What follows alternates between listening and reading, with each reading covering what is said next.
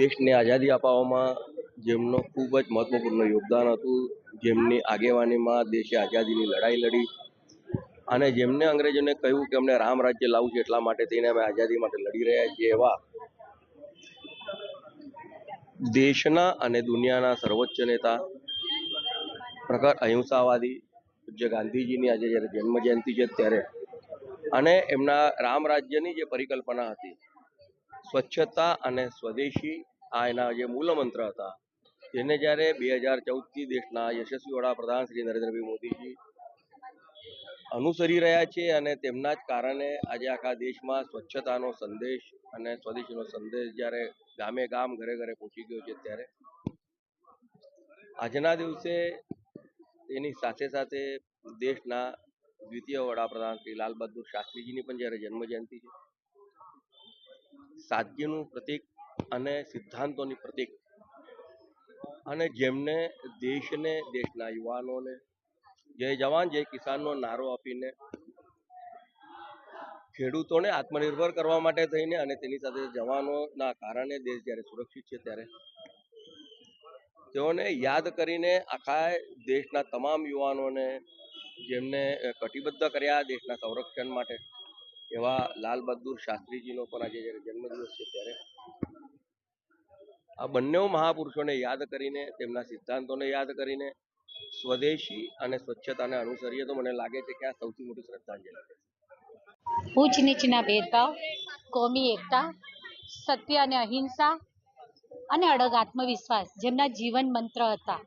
જેમને સત્ય અને અહિંસાના માર્ગે એકલે હાથે બ્રિટિશ સરકારને હંફાવી અને ગુલામીની જંજીરોમાં જકડાયેલા આપણા ભારત દેશને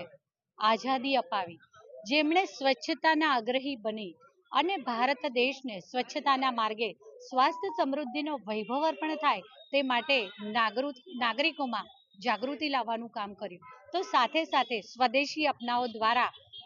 આઝાદીના સમયથી જ ભારત દેશ આર્થિક રીતે પગભર બને તે માટે તેમને પ્રતિબદ્ધતાપૂર્વકના પ્રયાસો કર્યા. ખરા અર્થમાં યુગ પુરુષ, આપણા સૌના રાષ્ટ્રપિતા એવા પરમ પૂજ્ય મહાત્મા ગાંધી બાપુની જન્મ જયંતિનો અવસર વડોદરા મહાનગરપાલિકા દ્વારા પ્રતિવર્ષ તેમના જન્મ જયંતિ અવસર એટલે કે 2 ઓક્ટોબરના દિવસે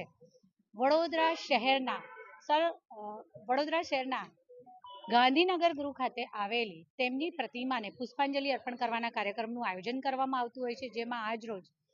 ગુજરાત વિધાનસભાના દંડક શ્રી બાલુભાઈ શુક્લાજી,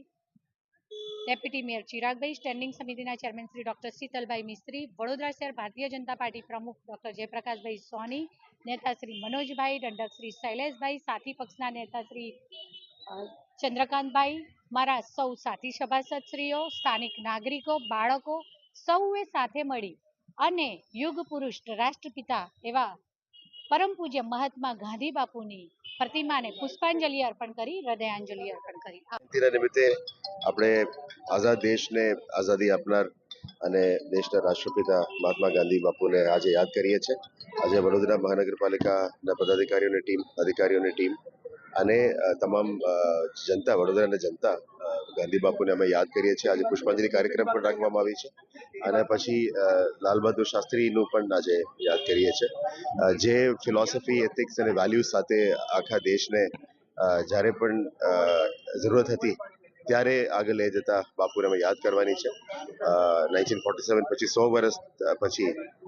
2047માં જે વિકસિત ભારતનું વાત આપણે માનનીય વડાપ્રધાનશ્રી કરી રહ્યા છે, ત્યારે ગાંધી બાપુનું જે વેલ્યુઝ અને આ દેશને જોડવાનું યુનિટી અને ડાયવર્સિટીનું જે વેલ્યુઝ છે એને આ સાથે લઈને આગળ વધવાનું અમે નક્કી કરવું જોઈએ. અને આજે ગાંધી જયંતિના નિમિત્તે તમામ લોકોને, વડોદરાવાસીઓને અમે ખૂબ ખૂબ શુભકામનાઓ પાઠવીએ છીએ. પરમ શ્રદ્ધેય રાષ્ટ્રપિતા મહાત્મા ગાંધીજીની જન્મ જયંતિ છે. 2 ઓક્ટોબર એટલે મહાત્મા ગાંધીજીની જયંતિ આપણે મનાવતા હોઈએ છીએ. ગાંધીજીના જે સિદ્ધાંતો છે, સત્ય, અહિંસા, એના સિવાય પણ એમણે જે આંદોલનો કર્યા હતા આઝાદીના સમયે, એમાં સૌથી મોટું આંદોલન એ સ્વદેશી આંદોલન. સ્વચ્છતાના પણ આગ્રહી હતા. છેલ્લા સેવા પખવાડિયામાં આ સ્વચ્છતાનો આગ્રહ રાખીને ગાંધી બાપુને સાચા અર્થમાં અંજલિ આપવાનો પ્રયત્ન કર્યો છે. સાથે સાથે આત્મનિર્ભર ભારત સંકલ્પ અભિયાન એ દિનાંક 25 સપ્ટેમ્બરથી શરૂ કરીને 25 ડિસેમ્બર સુધી ચાલવાનું છે। એમાં પણ હર ઘર સ્વદેશી ઘર ઘર સ્વદેશીના નારા સાથે અને મને સ્વદેશી પર ગર્વ છે એવા નારા સાથે ઘરે ઘરે જઈને લોકોને સમજાવીને સ્વદેશીનો આગ્રહ આવનારા દિવસોમાં લોકો રાખતા થાય એવા પ્રકારનો એક પ્રયાસ થવા જઈ રહ્યો છે। અને ગાંધી બાપુને ખરેખર સાચા અર્થમાં આપણે અંજલિ આપવી હોય તો એમના જે સિદ્ધાંતો છે એ સિદ્ધાંતોને અનુસરીએ તો એમને સાચા અર્થમાં અંજલિ આપી કહેવાય। આપણે પણ સ્વચ્છતાનો આગ્રહ રાખીએ, સ્વદેશીનો આગ્રહ રાખીએ તો ખરેખર સાચા અર્થમાં મહાત્મા ગાંધીજીને અંજલિ આપણે આપી શકીશું। ધન્યવાદ।